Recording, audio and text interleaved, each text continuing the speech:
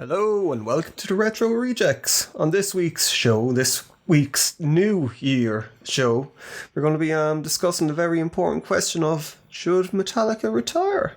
And if we decide yes, with the new powers that have been given to us by our new overlord aliens, they'll have to. So stay tuned.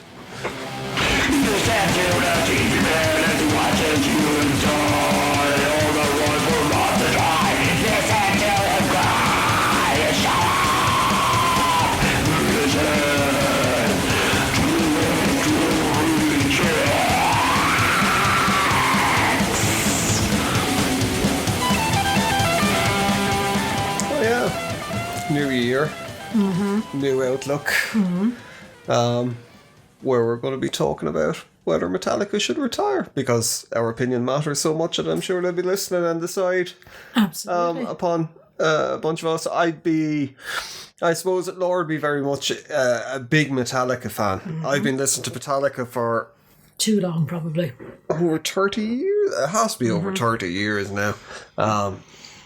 And I'm kind of on the fence. Part of me thinks, yeah, fuck off. Not even like, hey lads, you've done well, time for you to just enjoy your retirement. No. Enjoy all the money you've made. Why would I give him any kind of recognition for the endless hours of pleasure and kind of like, you know, what that they brought to my life and kind of what Kirk Hammett has done for my guitar playing ability. Exactly. It's like, no. They've done an album that I think is, it's alright.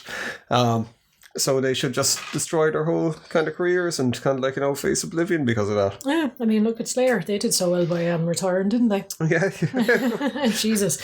But yeah, well, obviously I am firmly in the camp of no, Metallica stay going forever and ever until you're at least 90 years old. I'd imagine they will until one of them die. And well, even then... That sounds terrible. Until one of them dies. That's terrible. No, well, it depends on which one dies. Like, if it was Kirk or Robert... I think they'd probably take like a week off Same as they and did continue on. You know? Yeah, and well, I don't know. But no, like, I mean, my thought on the whole thing would be like, yes, they need to keep going. They're at the stage now, they've always been pretty big. They've always drawn massive audiences and all the rest. There's still millions so of did people. Hitler. Yeah, well, we're not comparing them to Hitler, are we? That's terrible. He could pull a crowd as well. Yeah, he was fucking cheaper than Metallica to see. Well, anybody would be too well the way things are going. Fucking concert tickets and all the rest are just astronomically priced. So a lot of people probably be priced out of going to see people like that. But yeah, there's like millions of people still want to see Metallica play live. Metallica ain't cheap, baby, as you said. That was we saw Metallica. Jeez, it must be 3 or 4 years ago now. It's pre-pandemic. It was like 2018, 2019 probably. Yeah, and it was fairly pricey to fucking go and see him. It was the thing where James Hetfield in the middle. That was the one thing that really pissed me off about when he said, "Oh, thanks for coming. We know Metallica ain't cheap, baby," and it's like, you're the fucking one setting the price. Fucking lower thing. Okay. Well, I keep on having this argument with you. I think the actual cost of the ticket, while it was a bit pricey. I think for it was what okay they do at the time because they had their light show, they had their pyrotechnics, so it was Twickenham in London, which is a big stadium. Yeah. They had Ghost, they had Bokassa. You know what I mean? They had support. If you were to buy all the tickets to Bokassa. I have a funny feeling as well, in fairness to Metallica, that like I've read stories about certain bigger bands where they'll charge the smaller bands to go on fucking tour with them. Tour, exactly. Where I don't think Metallica are the type to do that. I think that like Bokassa were fucking they're still nobody, kind of like, but they're a lot bigger than they were now. Yeah, that's it. And it always comes down to who the guys in Metallica are actually interested in themselves at the time, because Lars seems to pick out a lot of the supporting bands. He was a very big fan of Bokassa. James Hetfield is a very big fan of Ghost. So sort of they brought those bands it's the thing. It'd be interesting. I can't picture Tobias Forge ever saying about it. Like they went on tour with Iron Maiden, wasn't it, for a big American tour, and I think that's what kind of blew them up. The Book of Souls, was it? Was it that one? I don't know, but it was sure Iron Maiden have been just doing these fucking what do we call it, kind of like a history kind of, I can't think of what they call it. Legacy Tour, yeah, Legacy of the Beast, isn't it? That's what they call it for like years. They're like fucking Kiss now at this stage with some of the stuff. They're not quite at the hologram stage yet though. No. I understand Kiss are they're going to roll out some hologram. Yes, digital avatars. No, it's not next year. It's like, I think Gene Simmons said it'd be like 27 or something like that, yeah. Or so it'll be a few years they're going to work on it. No, they're finished now. Are they doing this whole thing of handing the torch over to younger people that will dress up as Kiss? No, I thought that's what they were going to do, which I think it would, because people were saying some of their sons, I think, are in bands and stuff, and they're saying it would have been cool, like, if they stepped, but they probably want to do their own thing again, like Metallica. Metallica have sons that are all in bands as well. But they're all in awful bands. Not necessarily. Well, no, I'm not a big fan of, say, Type A Houston, who's Lars Ulrich's kids band.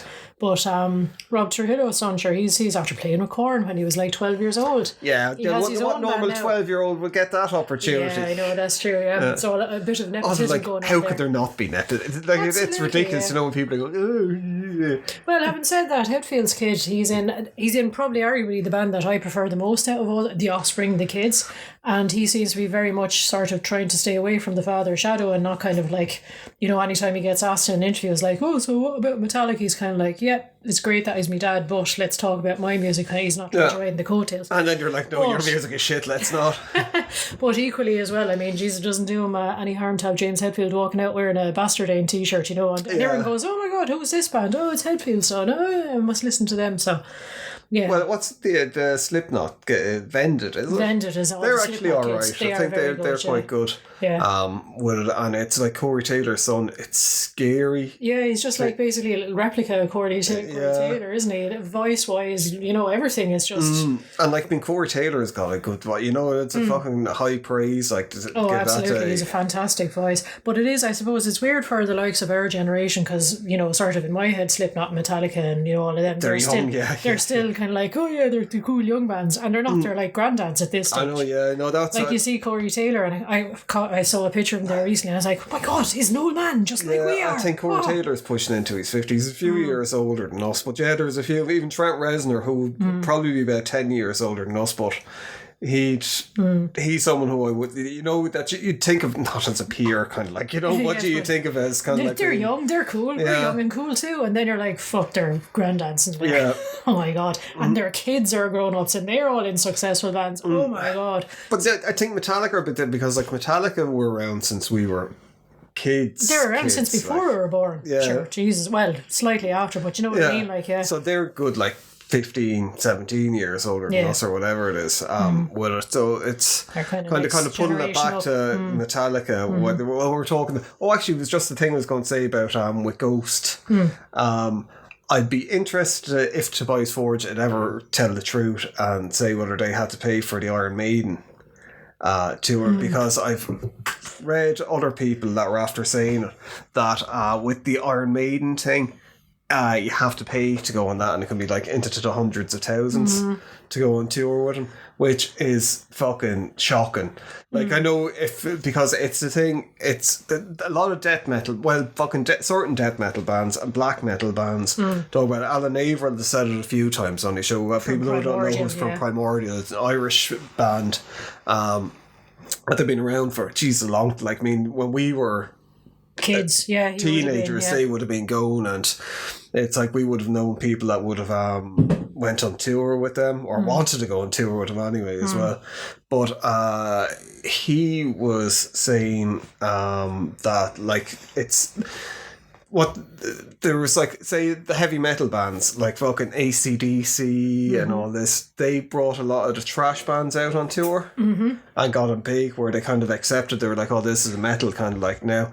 But the trash bands and all these, but they never returned the favour for black metal or death metal bands. They kind of, once they got big, or a lot of these bands from the 80s, once they got big, they kind of pulled up the ladders and kind of went, no, we did it on our own. And it's like, you didn't do it on your own. Yeah, the likes of Ozzy Osbourne coming before you. Yeah, like Ozzy was amazing. Like, I mean, this is the thing. Sure, Ozfest, I mean, Jesus, it was a whole big thing. But they still are, like, I mean, I know that some people shit all over Sharon Osbourne because she's tough, but like, I mean, fucking hell, you gotta be tough, like, to make it where she made it. The amount they've done for the metal music industry, like. But you could imagine at the time when Ozzy at his peak, the amount of people that were probably trying to take advantage of him him and fucking, you know? Yeah. And like, it's like Ozzy songs still really hold, and like his newer stuff is still really good as well. But you know, so people like that were great and still are. To Metallica, in fairness, I will give them that kind of like they are still good. As you were like, saying with Tobias Forge, I don't ever recall him really in interviews going on about the Iron Maiden tour. Anytime he's talking about like how big Ghost have become now, he's all like, well, Metallica, you know, they were sort of my heroes, and like, we went out and they were really kind to us and they brought us out, and you know, it was a reference then. Well, they were. I remember. I think it was Hetfield was wearing the t-shirts, and then they do a video when Cerise was out of them playing Cerise. Yeah, there was a couple of people the did tuning that. rooms and stuff like that. And he was just kind of noodling away playing the Cerise riff or something like that, and everyone was like, "Oh, what's that?" I think riff? Phil Anselmo as well, kind of. Phil Anselmo is another one who's very good for like underground bands. Henry Rollins, fucking amazing kind of person for pushing smaller bands or younger bands as well. But like, I seem to remember Phil Anselmo pushing. He was wearing a Ghost t-shirt a couple of times as well. Quite a lot, and this was like, I mean, like I think we said it before in the show, or maybe we didn't. When like Ghost are after fucking erupting over the last couple of years. Like they were playing. We saw them in a student union fucking thing. Not all that awful long ago. I think he himself, Tobias Forge, is a bit like taken aback by how big everything. Well, remember there was a whole thing with they were talking about. It was when the court case started going on, and he was like, he had to disclose stuff, and he was like, I'm on the fucking dole in Sweden. Like, the money that we get, I've been putting it into the band and paying for the tour, paying these assholes that they can go out and they're not contributing anything, and now they're trying to take what little money I have. So, like, I mean, the guy was fucking, he was stone broke. Yeah, like, and very driven to just keep on going and keep on going out there. But it, like the stratospheric rise, because as you said, the first time we saw him was in the Students' Union in Cardiff. Yeah, and then the second time was in the Royal Albert Hall, which is like a huge step up. Then was the Motorpoint Arena back in Cardiff, which was massive, and then it was Twickenham Stadium. Yeah. So I mean, like that's. Oh, it was. You know what I mean? It's well deserved. Yeah. Like, I mean, I'm not mad on the the last two albums, but they're still good albums. Like, it's not as if they're terrible or anything. No, like that. That's it. I think again, great showmanship and all the rest, which is probably why. Like, I mean, you know, sort of he would, you know, link in well with Metallica. They're all about the showmanship and all about the stage presence. And they've always been, since the very start, I suppose, they've always been about sort of building newer, bigger, better stages to better engage but the as well, I suppose they didn't go down the whole kind of. They stuck in the rock and roll kind of road. Yeah, I think they didn't turn go out into like the Alice fucking, Cooper. shiny suits or anything like that, or fucking Kiss platform boots, or you know, I know Kirk Hammett likes these sparkly Converse and all the rest, but that's about as much of a nod to stardom that any of them give, like, you know. But back to the whole should they retire thing. I think it always comes up when Metallica have a new album out or to do something new where there's people who go, it's not as good as the last one. They should stop making music. Yeah, oh my god, like why can't they do it's like, why this aren't isn't they, like Master of angry Puppets. trash fucking 20-year-olds, and it's like, they're all 60, man, Jesus, let them fucking, they're still sticking to the Metallica format, they still sound like Metallica, but it's just maybe not the type of trash that you're expecting from the 80s. It'd be a bit.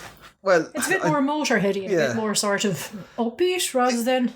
People would be, I think, criticising them heavily if they were still playing the same music that they were playing when they were 18 or 90. And as well, they fucking, like, they still tour extensively. I can't imagine what it's like to be playing like Enter Sandman every. Like, I mean, I'd imagine it's great playing in front of people and all that, but you know, at the same point, you're probably like, you know, there's more to me than this. This one riff kind of a thing. And as well, they do a lot of time. It's like 2.5 hour, 3 hour gigs. It is, they're really, really long. With decent shows, like which you don't get. There's not many bands that can fill it. Like, I mean, the thing I did think that the whole 2-night thing was a bit of a money grab that they did there a while ago, where it's like, oh no, songs will be played, say, over the 2 nights. But at the same point, I can see it from their point of view, where they're probably like, look, this will be interesting for us, it'll be exciting for us, we get to have different opening bands every night. And as well, I mean, it's probably a better way for, like, they are getting up there in age, so it's probably a better way for them to actually go about touring where they will get as many people as possible, rather than, say, if they're doing European tour, hitting Munich and then travelling on to, like, Rome and then travelling on to London and then swinging back around. In a sane fucking Munich world, and just do 2 nights there and that's it. Like. In a sane world, it'll dilute the price of the tickets, because it's like, alright, you got twice as many tickets on sale over the 2 nights. But there's so many people are looking to see them, that's the trouble, the prices stay high.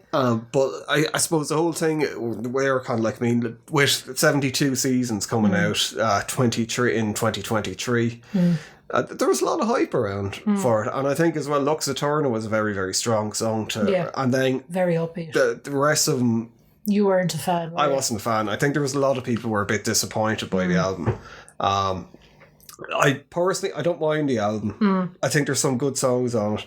I think the production on it is fucking awful. Really? Yeah, I think the producer on that and Hardwired, I think it fitted better on Hardwired because there was more dynamic songs, but on this, all the songs sound the same. Yeah, I suppose. They're very, very flat. Like, I mean, it's produced well insofar as it's produced obviously, well. it's, Metallica money is getting it produced. It's, you compare it to, like, say, Bob Rock's efforts with it, whereas with Bob Rock's thing, he seemed to understand that you need to certain things can be push and pull, whereas this, it's not like that's what it's just. To me, 72 Seasons is a boring album. If they cut it down to maybe 40 minutes, they could have cut a lot of songs out or made them a lot shorter. Like, I mean, Lux Eterna is a great song, and it's like what, 3 minutes or something ridiculously short. It's one of their shortest songs ever, I would say. But like, I mean, some of the songs that are on, I can't pick out. I know there were songs that are like, we saw the thing they sent with the videos, and there was one with like the pixelated kind of version of Hell, which I quite liked. That song, I can't remember what it's called. I think that was towards the end. I'm not actually. I should look it up and see which one it is. But I don't know. Was it Too Far Gone or was it? I think that's it. Yeah, but that's still one of my favorites off the whole album. I'll keep on. That's the first one I go to anytime I go on 72 And like, say a song like Inamorata, is that the name of the last one? The last, I don't like that song, but I think it probably sounds a lot better live. I think if it was produced better, it's just very meh. It's a bit ploddy, but I think it's sort of... It's not quite in the same vein as, say, an Outlaw Torn or a Bleed Me, but I think that's what they're aiming for, that kind of grandiose kind of a thing. And there are a few points in it, I have to say, like, there's, sort of where kind of the crescendo of, like, the screaming and the guitars at the end, you do kind of, that's quite, But it's just not the sound-wise. I like, and I've listened to it on a lot of different systems and on headphones, and it's just very, very, very flat. There should be, like... I don't know. I think if it was mixed by someone different or a different producer, it could have been a lot better. As well with the art fucking direction, I think it's fucking desperate. Oh yeah, some of the videos are shocking. The one for Crown of Barbed Wire. Yeah, I can never get, because like when we're looking at it, it's for anyone who hasn't seen this video or they can't remember. It's basically a child murderer. He kills a woman and her child. The husband comes home and finds him. He gets arrested, gets put in prison. Your man goes off for vengeance against him in the thing. Then your man kills him, but Metallica help the child killer and rapist kill the husband of the murderer. The good guy, So it's basically kind of saying, that they're siding with the murderer over the poor honest man that's out trying to avenge his family. It's very, very bizarre. And it doesn't matter how often I watch it, I still can't. I don't know what they were going for. Was it just that, like, hey, let's fuck with people's heads? Yeah, I don't know. I'd say it was one of these things where they're after, because there's fucking a ton of videos that are done for it, and they probably looked at part of it and went, that's cool. That's grand, cool, off you go, whatever, because I do get the impression from that they are kind of like, let people do what they want, creative kind of vision and all the rest. But it's just, but some of the a lot of videos are a bit shit on it, but the ones that I think are the worst are just the ones with them playing with the, like, it's a nice idea to have a video for each song that has that thing with the screen and it's on the same style, but at the same point it's like, this is fucking laziness, and part of me, if I was managing Metallica, I'd be like, how much money have you fucking paid I know, to get these for videos. this? Where you would get loads more videos on that stick in people's heads.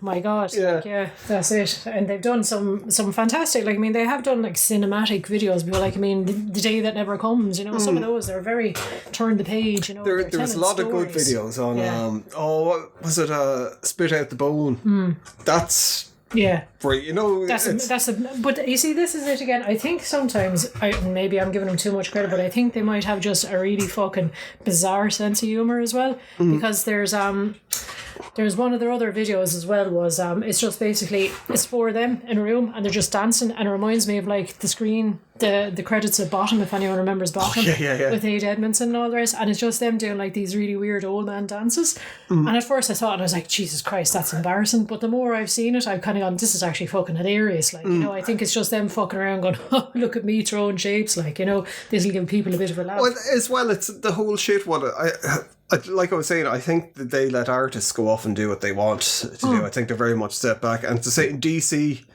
have been like that for decades. And I think people that don't understand where there's a lot of hate towards Marvel at the moment. I think DC are kind of catching because it's just turned into comic book hatred.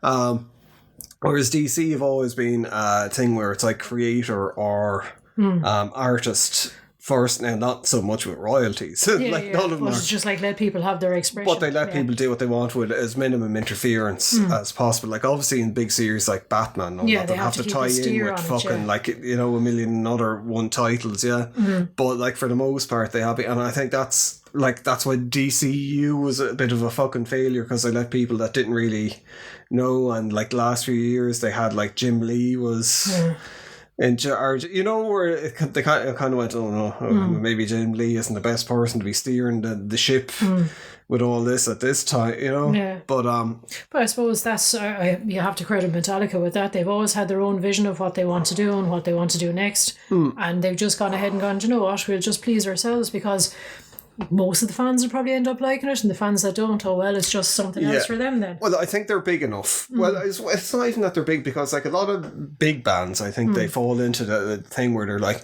if this fucking fails, we're done for, because it's not as if they're spending like a $5 on budget on marketing and stuff. They're going to be spending fucking millions on it. There's loads of people involved in touring. Depending on them basically. If an album is a big enough fucking flop, no one will go out to the shows, and then there goes your revenue stream. And you know, so it's a big business. It's a very, very big business.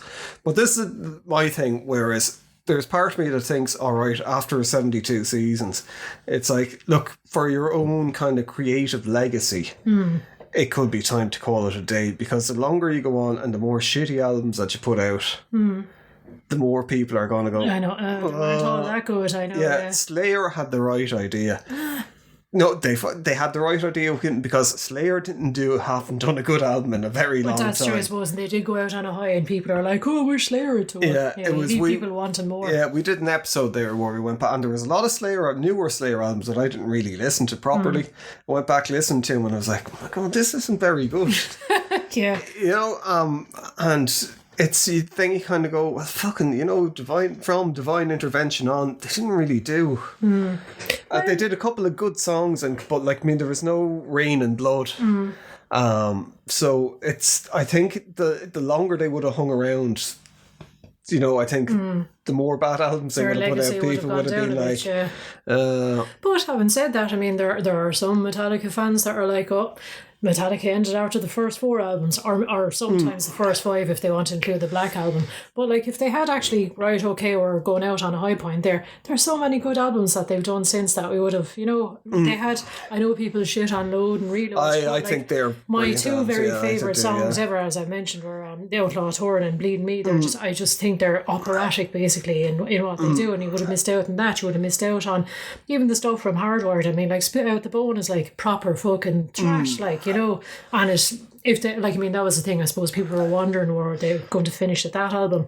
That would have been a great song to go out on. But equally, they've gone on, they've done 72 seasons, and Inamorata is a great final song as well. You know, there's a load of people like, Jesus, this is pretty good. Do you want to see them turn into the Rolling Stones? No, not particularly, no. But I don't think they're at that point yet where they need to retire. I think they still have a lot of creative juices still going, and I think they still are hungry enough that they want to do new stuff, or that they want to be able to create new stuff. I don't think they're just like, I couldn't be bothered now, just do around on what we've done, you know? I don't, like, I mean, I'm a Kirk Hammett fan. Yes. You very much are. You've his solo stuff. Yeah, I do, and it was quite hard to get in Ireland as well. Yeah. But it's like, I don't like when it seems to be the cool thing to shit on Kirk Hammett for YouTubers. For some reason, I don't know why. And people like that Bradley Hall dope. I just fucking, when he did the whole thing where he was like, Kirk Hammett can't do the solo. Let me show you how. I would have done that solo. It's like, oh really? You're going to tell Kirk Hammett of Metallica how to do a Metallica solo? Yeah, and it's like, oh yes, you with your kind of like, you know, your extensive fucking kind of like, you know, record sales. And touring for the last 40 years. Yeah, absolutely. Like, I mean, I don't think there's anyone playing it. Maybe younger generations, but definitely our probably a generation below us as well. That you don't pick up a guitar and you learn Metallica songs, especially when you get into lead stuff. You learn Kirk Hammett's leads stuff. That's it. But this whole thing about people going on about what the wah. I know. Well, it's in a couple of fucking songs. But that's the thing. It's people latch on to something like, I mean, poor Lars as well, going back to, you know, sort of musical style or whatever, because of the snare on, like, you know, Some Kind of Monster or whatever. Suddenly it's just like, oh, Lars with his fucking snare, oh my god, he's playing Trash Cans. And it's like, he hasn't played that style, and like, that's going on 20 years ago now at this stage. He has very much been playing different. And of course, if you want to get into it as well, it's like, oh, fucking Napster, oh, Jesus Christ. Yeah, they were right. And they were right. When you look at it now from this kind of side of history, where you see like artists with absolutely zero income from streaming, basically, because you get like, what, 0.0001 of a cent or something like that. And that goes to your record company first. They were fucking really, I don't think people, because all that people saw at the time was, oh, well, you were doing the tape sharing and this and that, whereas, you know, in reflection of it, that's not what they were saying. They were saying this fucking industry is going to implode unless this is monitored and something is done about it. I think it was aimed at the music industry as well about stuff, that because the music industry just wasn't prepared for streaming. No. It took them just like, fucking flash in the pan. Yeah. It's like, no, that's the way the whole... It took them about a decade to adapt to it. Catch up, and then the way that they did adapt to it, they're after making things fucking even worse. Like, well, that's the thing, because you would often, like, I mean, this is something you've been saying for a long time. You do still like we both collect vinyl and you with CDs and tapes and whatever still, because something goes off a streaming platform, it's one of your favourite records, and that's it. Suddenly you don't have it anymore. But that's what we're saying about movies as well, because like there's a lot of movies we have on DVD. That you're not going to they're not in streaming, and there's one movie we'll do it on the show at some stage called Coffee Town with Glenn Howerton in it, and I can never think of his name. He was in Parks and Rec. He's Ralphie basically. He's in. There's a few big names in it. And Josh Groban is in it. Yeah, and it's hilarious. It's one of my favourite comedies of all time. You can't get it on DVD. No. You can't get, and it's not streaming anywhere. No, it's that film is just going to disappear. It's because like what happens is, like, I mean, I think years ago sometimes people would say, oh, if a film is good, it'll get a cult status. But now there's just so many things out there that, like, if people don't actually get access to it, that's the thing. How can it get even a cult status? You know, we never even saw that on like DVD, Blu-ray, VHS, or anything like that. We couldn't actually get it. It was on Sky Movies. That was it. Coming across it. That's the trouble as well, I suppose. Years ago, people, because films were harder to come by, if there's a film on the TV that you wanted to watch, you'd record it onto VHS and you keep it. But there's no way to do that now. You can't record to VHS. And you can't keep a copy of it. That was kind of like when people talk about cult movies as well, and cult music, I think. Years ago, how you came across things was either by the radio or TV. Because if a film wasn't after doing well, like, say, it might get like played a lot on, like, say, over here was Channel 4, I think it was HBO Movies over in America. There was a lot of like Monster Squad and stuff like that. Because it was cheap, no one watched it, so they bought it, so they played it to fucking death. Exactly. And you get to see it. Like, there was I saw a lot of I didn't fucking know anything about David Cronenberg until I saw BBC films, these films on BBC Two when I was a teenager. With scanners and shit, and then you kind of go, oh my god, you know. But it was the same with music. You'd have like metal shows over this. There's one metal show in Ireland that was on for 2 hours a week, and you had Headbangers Ball. Headbangers Ball, the first hour was kind of shit, kind of like it'd be Bon Jovi and so. No, I actually quite like Bon Jovi, but you know it wasn't. It wasn't like metal. Yeah, and then the last hour of it or half an hour be extreme, or what was considered extreme metal. So like, I mean, that's how I came across Sepultura at first, which obviously went on to be much bigger. But you know, there was a lot of these bands that got their break. They grew from that, How did we get there? We were talking about Napster. I was actually going to say something completely different there as well. Oh yeah, that's actually what I was going to say. I think Metallica are very good for the physical media as well. Well, they have their own vinyl press. Well, they do. Like, I mean, that's something that I was like, why didn't they do it sooner? Because they do. They release. They are any record release they have. They'll do different versions. They'll do special editions. They'll do collector editions. They, coloured vinyl, splattered vinyl, all of this. But even on top of that as well, what they have done and of course, unfortunately, it happened just as the pandemic hit. They started like a record club where they'd send you out like sort of 3 or 4 singles every month, and it'd be like, again, rare, unusual pressings. Like they go back and they do, oh, here's a single of Creep and Death with something on the back. Do you know who did that for us? Go on. Fat Mike from NoFX. Oh, very good. They had their own. Yeah, it was with he's got his own record label. Fat Records. And they started that years ago. Yeah, well, they're not that. Obviously, I don't think Metallica are the first ever, but I just think they're good for support and that kind of that side of things. Now, unfortunately, as I said, it was during the pandemic, and it totally fucked up all the posting schedules. There's loads of people who didn't get them on time and all the rest. So I think it just went by the wayside. Well, they've always been canny businessmen. Yeah, and they've always done the re-releases. Like, I mean, you got it for me there for one of my birthdays. There was the Black Album, the sort of the collector's edition, and like they go into proper depth for that. They're like, I mean, I've seen them as well. They go online, they ask fans, look, we want to get as much from whatever specific era, Ride the Lightning, Master Puppets, whatever. If you have any photos, if you have any home recordings of it or anything like that, please send them in to us, because we'd love to include the fan perspective as well. And like, I mean, the collections are fantastic. It's, it's remastered Black Album. There's like Live from Ticino on album. There's a load of different pressings of that. There's a load of CDs thrown in of live performances, a load of DVDs thrown in, booklets, you name it, like, and pics and everything. But they do it for all of their big re-releases. And I mean, even if you go back throughout history, I suppose as well, they had all the fan cams. Would you think they'll do it for St. Anger? Well, St. Anger, I'd buy the load one if they did load. I'd love to see a load. They might come back. I don't think that, because load and reload were like, you weren't really into them at the time when they came out. Metallica, I kind of got back into them with load and reload. Fucking hated the Black Album. And I know that was the album that got a lot of people in. I didn't like Justice for All either. Yeah, actually, I didn't fucking like Metallica. I was into more extreme. Pantera was my kind of. That was your bag, yeah. Yeah, but like, say, metal band. Or kind of mainstream band. Pantera weren't really mainstream. No. But so I don't know, I didn't gel with Metallica. And then when they released Load and Reload, I just had a whole newfound respect for them, because it was like, they're doing their own fucking thing. Yeah, they're going their own way. Yeah, I like the country kind of thing, and the blues stuff. And the grungy type, Yeah, where they were like embracing the music that they were listening to at the time and all that. And then Garage Day Revisited, I think, is fucking...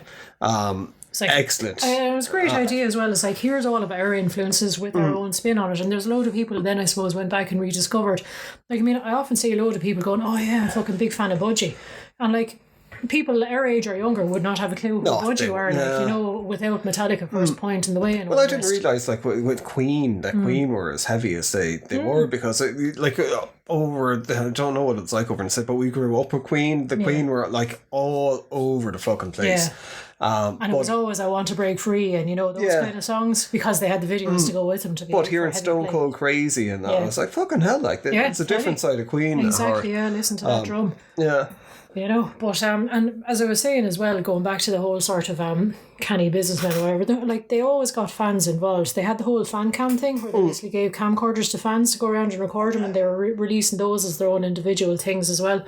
How many concerts did they do? They were doing the sort of here we're going to play in the parking lot of Yankee Stadium or whoever it was at the time. We'll go and we'll play in some competition, and we'll play in your local bar. We'll play in your backyard. And they played with Converse. Of the whole House of Vans over in London. Yeah, our Vans, yeah. And they've done a load of those kind of things. And like, even now, when they're still as big as they are, like when they were coming back after the pandemic and they're sort of gearing up to do, like, they hadn't released 72 seasons yet, but they're gearing up to do the releases. They did all these like secret shows where, like, it was only announced a couple of hours beforehand to the actual fan club members. And I was like, right, we're going to play this particular small tiny venue in whatever city it is. Get down, get your free it was either free tickets or it was something ridiculous like $18, or there was some reason for it anyway. That was, it was a very small amount of money. Could have even been $6. I think whatever the price was for their very first ticket, I think that they ever sold, I think they went with that. But I mean, you don't get many big bands doing that where they're like, oh, we play like, tiny venues again where it's only a couple of thousand people. Well, even years ago, I remember there was stuff with them playing up in Dublin and Hetfield. I think it might have been Hamilton as well went off, or I think they might have been with Corrosion and Conformity or something like that in Ireland at the time, and they went playing like in a local bar, just like an acoustic set. They did the secret set at Download the time they played as well over in the village, and like Hammett and Rob Trujillo are very good for doing that as well. They have their own kind of side project now, the Wedding Band. Oh yeah. And they go off and it's just a gig to get out there, sort of, we want to play jazz, we want to play blues, we want to play this, but you don't do it in Metallica, we do it in our side thing, and they're always jamming with other musicians, which I think is really nice to see. This is kind of going away from the should they retire thing, where I was going to say about where I started off like ages ago saying about Kirk Hammett. Yeah. I think him and Robert Trujillo seem to be showing signs of getting a bit antsy, I suppose. Frustrated with things. Because they don't have a huge amount of input in. I don't think it still is very much like the James and Lara show kind of thing, and they have the final say and everything.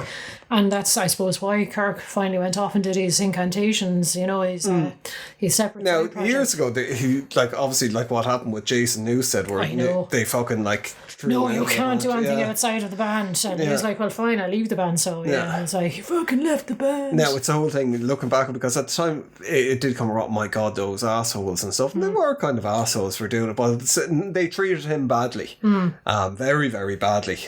They were picking on him, essentially, for fucking years. But you do look at some other footage, or you listen to interviews with Jason Newsted, and you kind of go, I don't think I could fucking...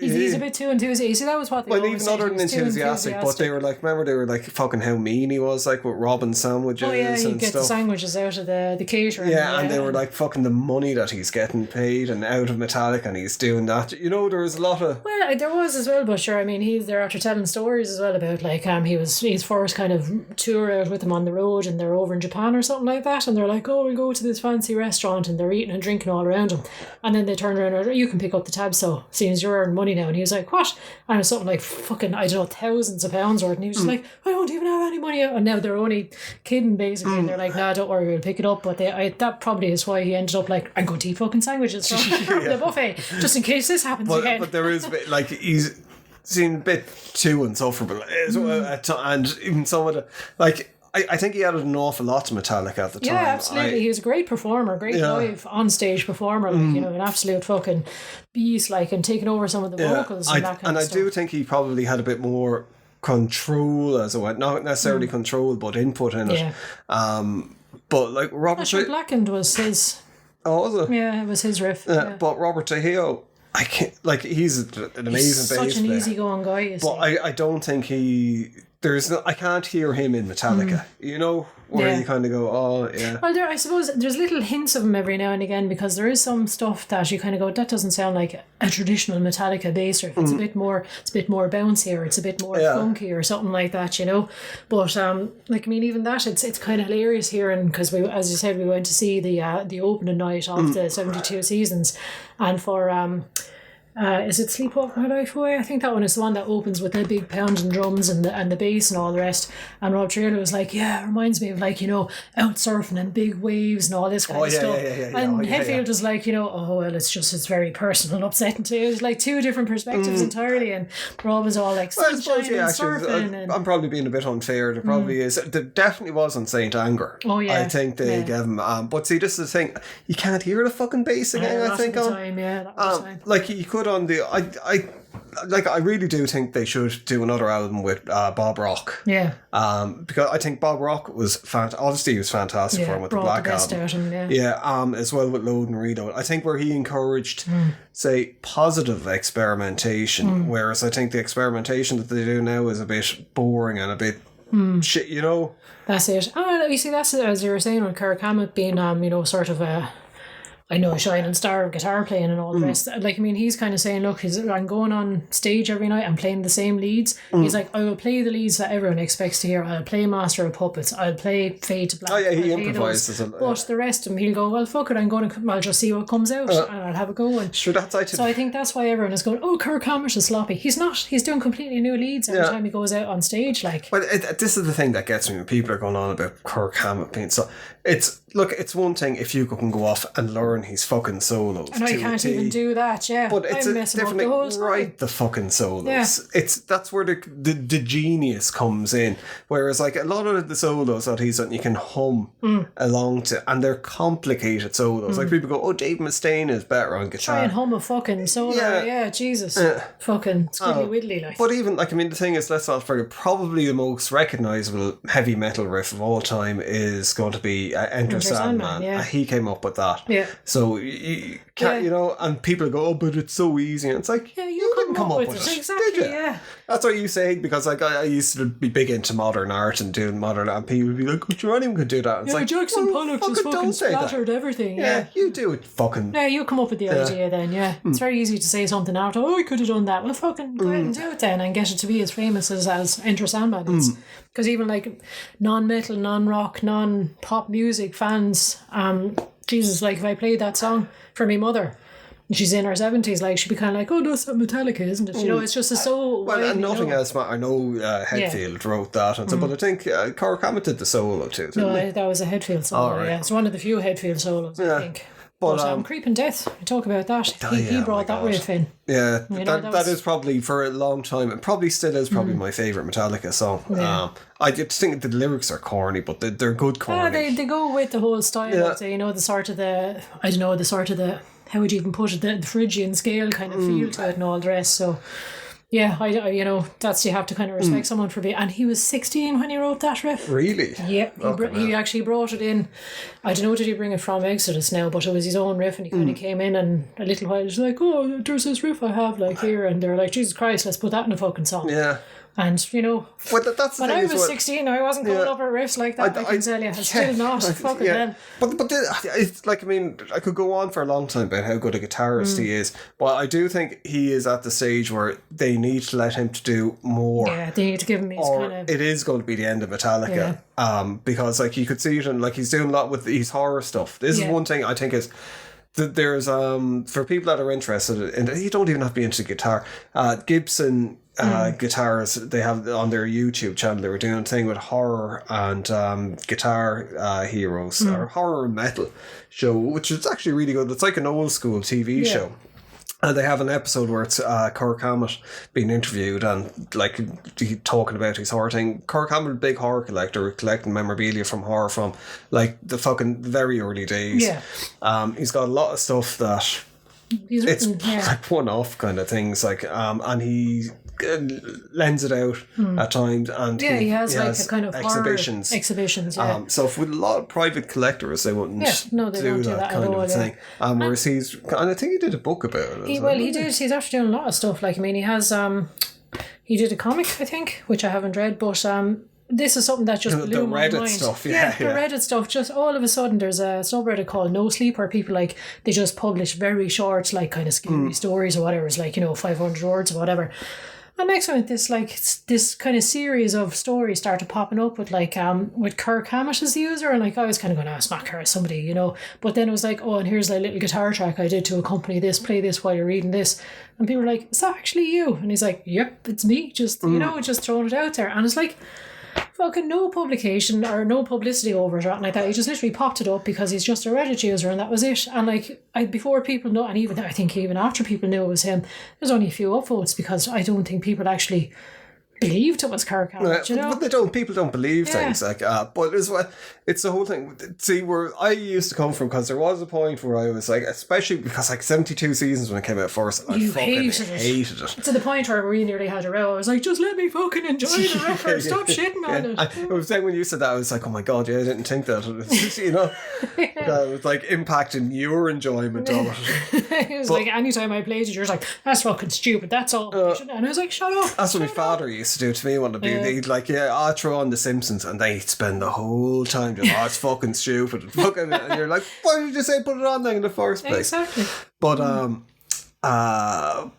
we were just saying, I think he needs to go off and do his own thing, or they need to give him a little bit more for a while. And I do think they need to get back, because otherwise, it's like, I'm not into this thing. Like, people, it was an argument with remakes with films for a long time, where people, you're ruining the film, and it's like, those other films still exist. Yeah, these other you things watch them if you want. Yeah, like, I mean, fucking hell, I love Friday the 13th. Like, not that I'll be looking at it. When I was younger, I used to like it a lot more.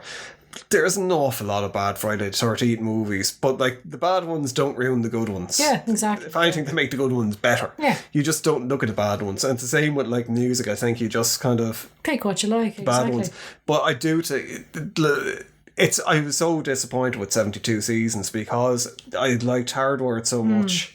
And I thought, oh wow, what are they going to do? And then it was just like, but I do, like, from listening to it, I do think a lot of the problems with it is in the production. I know I keep hammering on and on about it, but I think there is some good songs on it, but they needed a stronger producer, and I think they needed someone that would fucking rein him in a bit with certain things, and actually turn around and say to him, look, this fucking album does not need to be 70 minutes long or 80 minutes long. There's not a lot of 70 or 80 people's attention spans aren't there. You're better off having a 40-minute album that's fucking blow the shit out of people. Cut out a few fucking riff repeats in the middles of songs and stuff, which is what they tend to do. But like, if they had that down to a 40-minute album with like a lot of songs like Lux a Turn on it, not like fucking so it would be a Motorhead album or anything like that, but just shorter and snappy and punchy. Yeah, you kind of go, my god, that was fucking the tits, like. But instead, it feels like there's a lot of filler and a lot of, and like, I like drone metal and I like stoner metal and doom metal. So I like, things that repetitiveness doesn't bother me, but with the Metallica thing, it's just like, it's the sound. The sound is just bad. Oh, it's terrible as well. As like, we've seen a load of different reaction videos and all the rest. And for years, everyone was like, "Oh, Lars is getting sloppy. Oh, he's fucking totally out of time. His rhythm has gone to shit. He's not a good, drum player." This one, they're like, "Oh, Lars is playing to a click track and he's right on the grid, and it just doesn't sound right." And it's like, Jesus Christ. I can tell you maybe not for a fact, but there was a couple of songs that I heard on that album, and I was like, that's a drum machine, that's programmed drums. Now, there's nothing wrong with it. Most bands do that. They program the drums because they kind of go, well, fuck it, it's easier than trying to, it's time saving and you get different sounds. You have more control over the sound thing. It's a fucking pain in the arse to record drums live. But I would be very surprised if they're not. That's as may be, and whether it is or it isn't doesn't particularly bother me. Oh no, they can still play it live. That's what I was just going to say. The man is still going out and he's still hammering through it live, and he's not missing any beats there. So I don't know why people, you can never win with it's some like people. this thing with Kirk Hammett where it's like people seem to get a kick out of saying that Lars Ulrich is a shit drummer, where he's an unorthodox drummer. Yeah. That doesn't make him shit. Actually, if anything, it makes him a very good drummer because he plays to the guitar instead of the guitar playing to the fucking drum. And he has a very distinctive style as well. You hear, I've seen there's a load of, I don't look at TikTok, but they're all finding their way over to Instagram. It's like, oh, what if Lars Ulrich played on a White Christmas or whatever? And people are doing it, and like to have a style that's that distinctive that you can put it over other random tracks and you go, that is a Lars Ulrich fucking drumming style.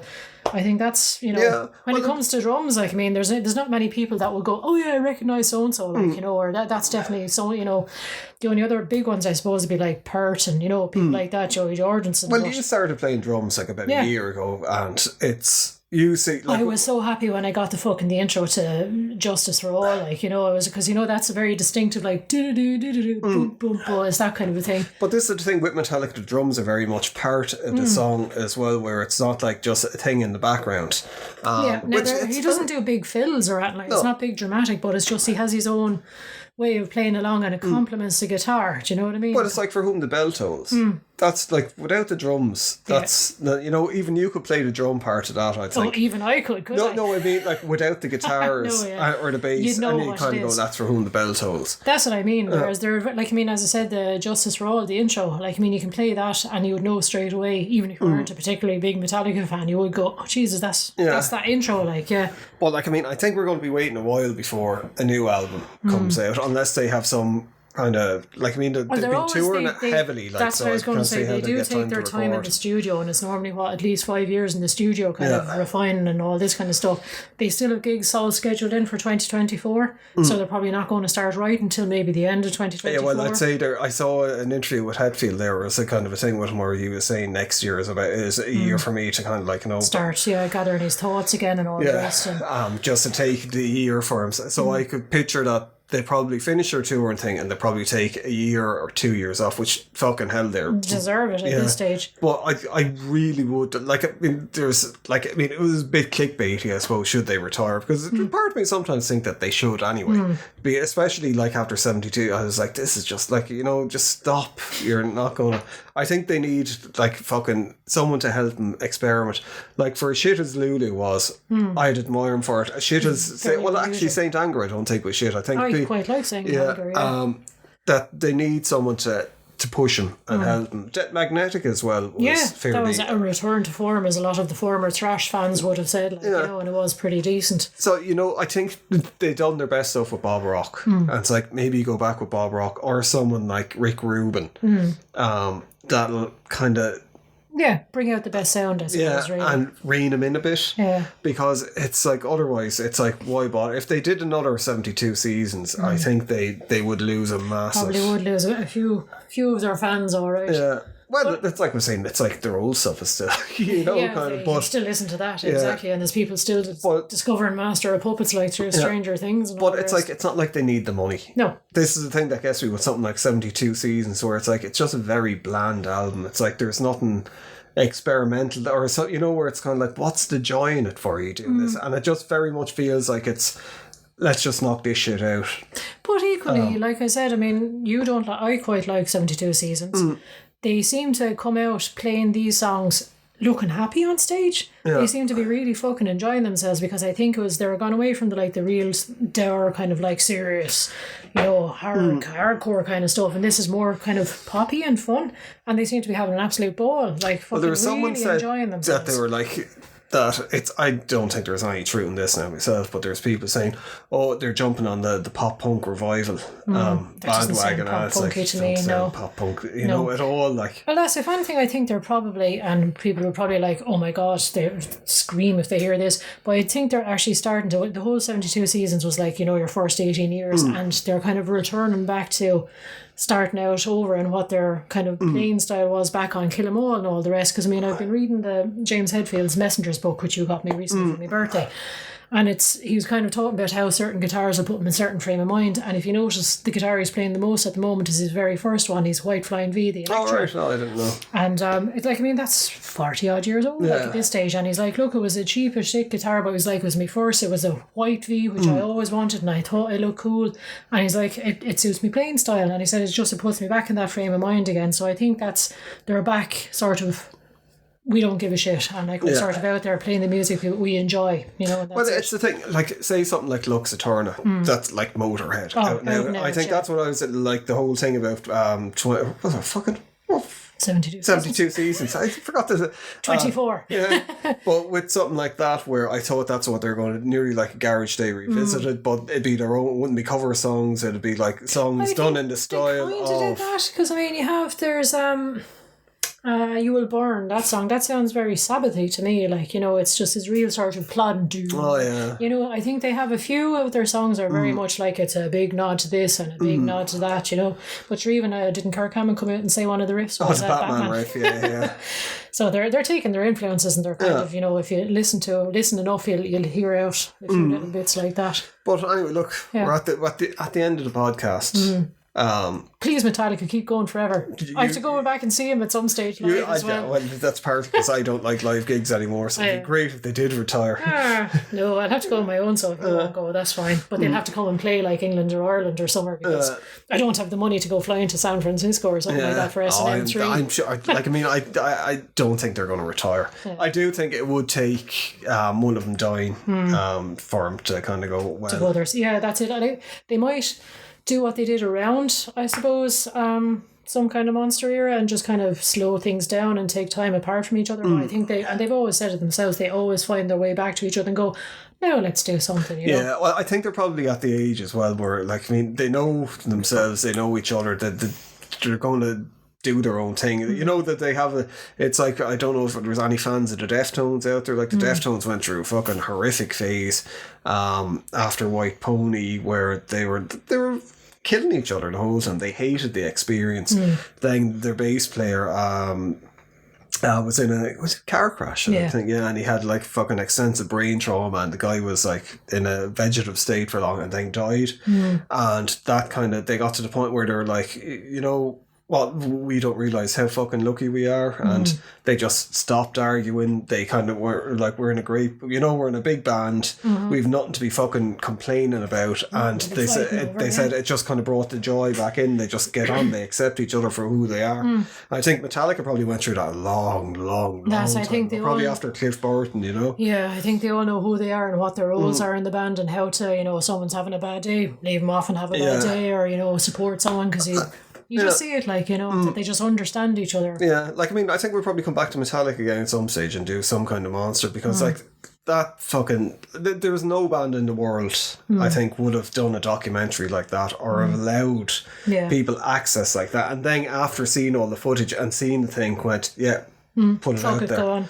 I mean, that's, I can remember we had a housemate at the time who was a very big Metallica fan, and we're, you know, St. Anger came out and he was like, nope, it's fine, it's good, I enjoy it. Yeah, I would take an immense pleasure in trying not to admit that he hated it or anything like that. But we sat down, we watched the, you know, Some Kind of Monster, and like, we're all just, after it finished, we're all like, holy fuck, oh my god, like, you know, Jesus, because it was at that stage you're kind of like, God. I think for people that probably weren't metal fans that would have looked at it, and if it was another band, if it was like, they would have went, oh, fuck them, like, you know. Whereas with Metallica, like a lot of Metallica fans, I think, I had more respect for them afterwards. Yeah, that's it. Like, it's you know, I didn't have any fucking, I don't think people are stupid enough to think that they're like 18-year-olds still, you know, kind of, and they have this hard man image, where it's like they're fucking billionaires, you know, of course they're going to be, like, the world is a different world for them, like. That's it. And it is why should they lie about it? Why should they hide it? This is it, yeah, they all have their money and all the rest, but looking back on it, even like, that's 20 odd years ago now, isn't it? It is, and you're looking back, like, at the time we were watching it, and because of course they're 15 years older than us, whatever, we're like, oh my god, these old fellas, and they're having like, and you look back at it and they look so like, young. Oh my god, they're babies, Jesus, they're only like early like James 30s. Hetfield as well, because James Hetfield, when he was after, like, a lot of them went load when they cut their hair and stuff, and they looked a lot younger when they had the hair, and they're going through their slight new metal phase where they're wearing all the baggy jeans. Hetfield was getting tattoos, like, he was having his midlife crisis, basically, and getting the fast cars and stuff, But you kind of go, well, look, what's wrong with it? Like, people are allowed to get into different things. That's why I never understood people were like, oh, these bands jumping on the new metal thing. It wasn't ever jumping on it. It was like they kind of went, just evolving a bit. Yeah, it was like, maybe look, people like this, I like it. Maybe we should try writing the song in that style, or kind of like, you know, bring in some of the stuff. They have a very Alice in Chainsy song on Reload, I think it is. You know, it's Where the Wild Things Are. Oh yeah. And that is like, I mean, listen to that. It's just like, Jesus, you know, Alice in Chains might as well have wrote that song. Well, do you listen to Until It Sleeps? I remember when that people were like, my God, this is fucking, like, people were like, there was a lot of people who were like, oh, fuck Metallica, they cut their hair and they're wearing eyeliner. They're not and it's like, oh, they're like fucking REM with Losing My Religion and stuff, because it was that kind of style of video. But that song, a lot of people with that song were like, fucking hell, this is different for them as well, and it's just really, really, really good. And it was like Hetfield was really singing it. It was a weird heavy. And then like Load came out, and like I don't think Load did badly. I think you had a lot of Metallica fans at the time away from it from the Black album. Yeah, they got a lot more Metallica fans from it though, I think. Oh yeah, like I definitely kind of had a lot more respect for him. And I suppose I kind of fly in and out with Metallica. Like they're a band, like you have to respect them. If you're into music at all, you have to respect Metallica. As you're saying with retiring, I think they're constantly improving even at this age. I think if you're listening to, say, Hetfield's voice on this album,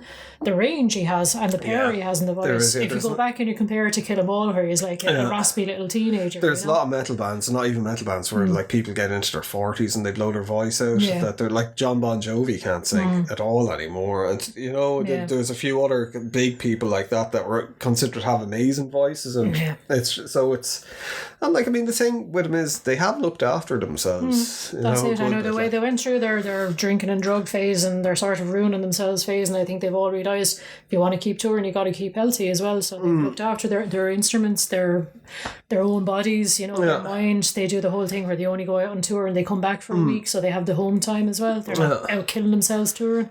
So I think they're probably in great shape to keep touring for quite a long time. It's like, I mean, the thing is, I hope they come back with another album and it's better than 72 seasons. They're capable of doing it. Yeah.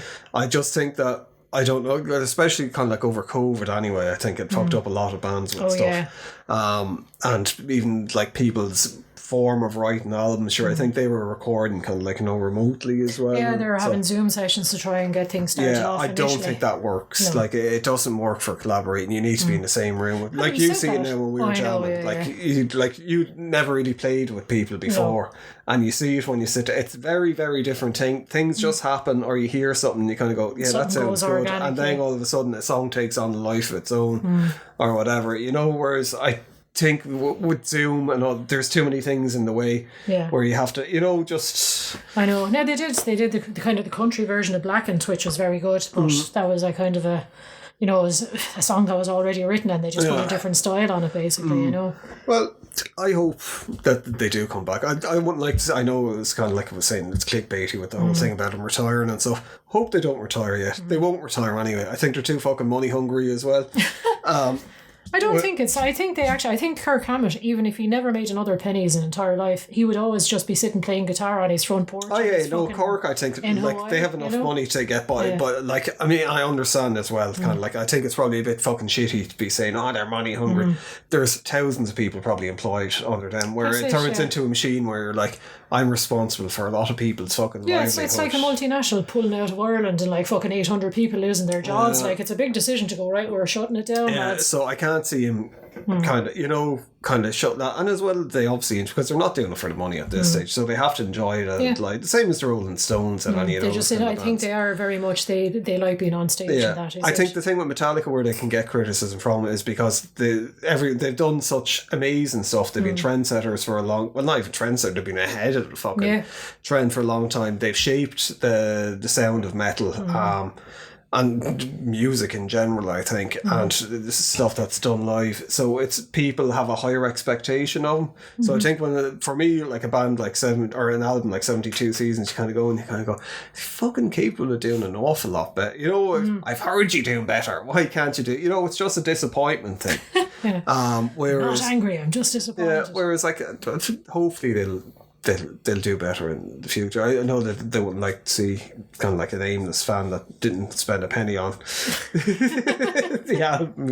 I bought the album. Yeah. But no, I mean, I do think they're taking it down interesting roads now as well. Even with sort of like people are kind of going on, they're doing these like chemist type, guitars, harmonics and all the rest. And I'm like, they've always been doing that. But I think they're building on that now. They kind of invented it. Exactly, this is it. But it's, like, I don't know, I wouldn't like to see them retire. They won't retire. No. They're probably never going to retire. But at the same point, I wouldn't like to see them turn into the Rolling Stones or a legacy band. Because I think they're better than that. Yeah. I prefer to see them just go, right, we're fucking done. We're not going to be going out playing Master of Puppets and fucking this every night into our 70s. I don't think they'll be physically able to. Well, I think that's what they've kind of said themselves, is like when it comes time that they can't knock out Battery, they'll be retiring certain songs from their kind of rotation, their set list. I prefer seeing when they get older kind of go in, because that's what I liked about Load and Reload, that it was like that more country kind of style. I could see Headfield definitely going down the country where it's like fucking age appropriate stuff. But